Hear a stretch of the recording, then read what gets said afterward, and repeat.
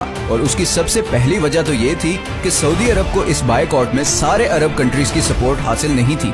Even Kuwait और Oman भी इस बायकॉट का हिस्सा नहीं बने। दूसरा, कतर के ईरान और तुर्की से भी बहुत अच्छे ताल्लुकात हैं, जिसकी वजह से गो के सऊदी अरब और यूएई कतर से काफी नाराज हैं। मगर इंटरनेशनली सारे कंट्रीज कतर को एक न्यूट्रल स्टेट समझते हैं और इसीलिए पूरी दुनिया में सिवाय 6 कंट्रीज के किसी ने भी इस बायकॉट को सपोर्ट नहीं किया। कतर को गैस की वजह से एक और फ्यूचर एडवांटेज भी मिला है। ऑयल के बारे में तो बहुत से एक्सपर्ट्स कहते हैं कि 2030 नहीं तो मैक्सिमम 2040 तक वो इलेक्ट्रिसिटी से रिप्लेस हो जाएगा।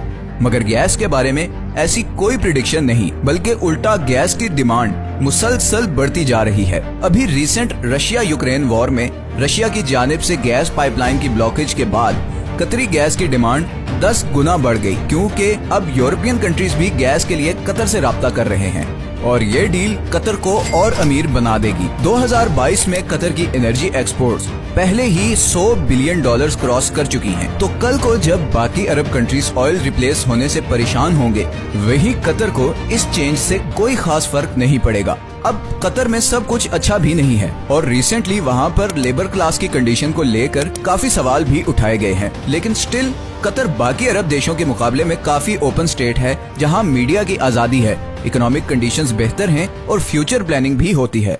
आखिर में हम आते हैं उस खित्ते की तरफ जो शायद नेचुरल रिसोर्सेज से मालामाल है, मगर पॉलिटिकल डिफरेंसेस, करप्शन और रिलीजियस एक्सट्रीमिज्म की वजह से इस वक्त गुर्बत, भूख और बदअमनी का शिकार है।